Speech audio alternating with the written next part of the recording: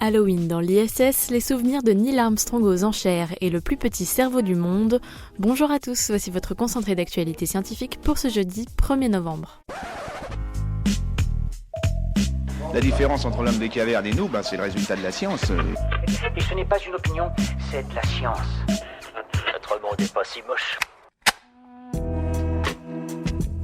Les astronautes eux aussi ont fêté Halloween. Hier, l'Allemand Alexander Gerst a publié sur son compte Twitter une photo en direct de la Station spatiale internationale.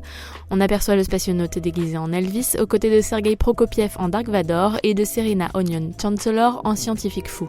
Tous les trois sont à bord de l'ISS depuis 147 jours après la prolongation de leur mission à la suite de l'accident de la navette Soyouz.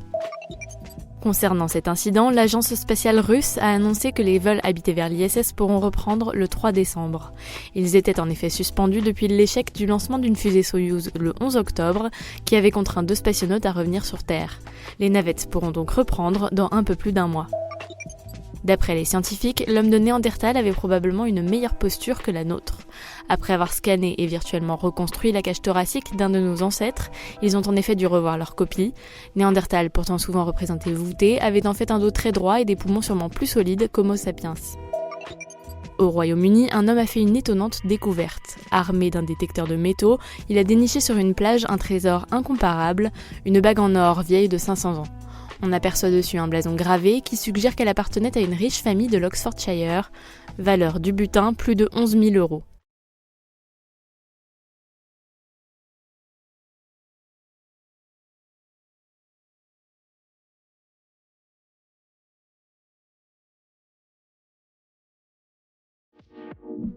Super, j'adore. Alors écoute-moi bien, je vais essayer d'être clair avec toi. Ouais, génial. D'après une étude, le Bitcoin est mauvais pour la planète. Des scientifiques ont en effet calculé que si la crypto-monnaie venait à être adoptée à l'échelle mondiale, cela causerait un réchauffement climatique de 2 degrés Celsius en 20 ans. En effet, le minage du Bitcoin serait responsable actuellement de 0,13% des émissions de la consommation annuelle d'électricité de la planète.